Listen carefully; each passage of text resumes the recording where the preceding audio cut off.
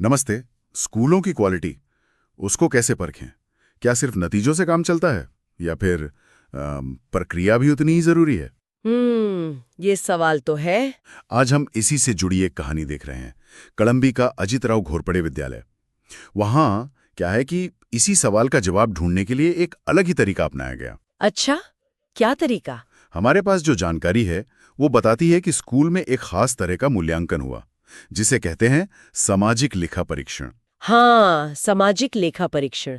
ये शब्द सुना है। इसका मतलब क्या होता है आसान भाषा में? आप बताएं।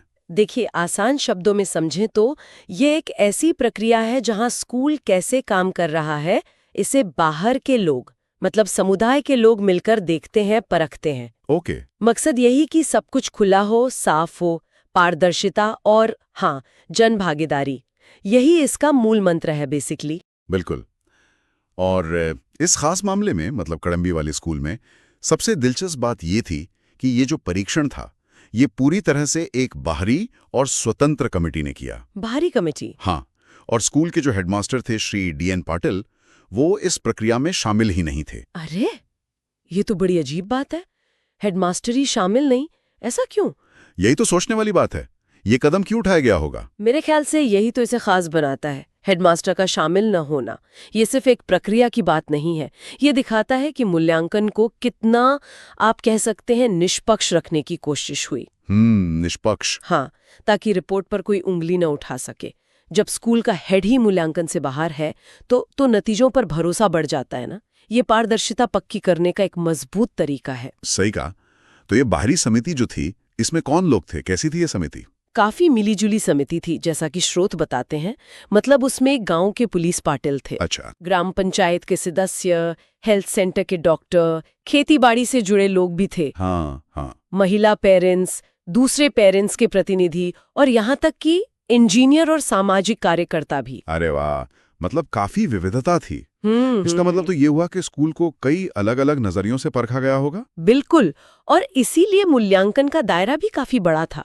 सिर्फ पढ़ाई लिखाई नहीं देखी उन्होंने। तो फिर क्या क्या देखा? उन्होंने पढ़ाई की क्वालिटी तो देखी, वो तो है ही, साथ में बच्चों का ओवरऑल विकास कैसे हो रहा है, स्कूल में सुविधाएं कैसी हैं, जैसे साफ सफाई, सुरक्षा का इंतजाम, डिजिटल पढ़ाई के लिए क्या व्यवस्था है, ये सब। ओके। और हाँ, एक और जरूरी बात, जो नई शिक्षा नीति है NEP 2020, हाँ हाँ। जो प्रैक्टिकल और मतलब होलिस्टिक अप्रोच पर जोर देती है, उसके हिसाब से स्कूल की क्या योजनाएं हैं, उन्हें भी परखा गया। अच्छा, ये दिलचस्प है। स्रोत में स्कूल की कुछ खास उपलब्धियों का भी जिक्र था शायद, जैसे 10वीं के नतीजे और स्कॉलरशिप्स वगैरह। हाँ बिल्कुल, समिति ने इन पर भी ध्यान दिया। 10वीं कक्षा के लगातार 100% नतीजे आ रहे थे। लगातार 100%? ये तो कमाल है। हाँ, और NMMS जैसे प्रतियोगी परीक्षाओं में बच्चों का प्रदर्शन भी काफी अच्छा था।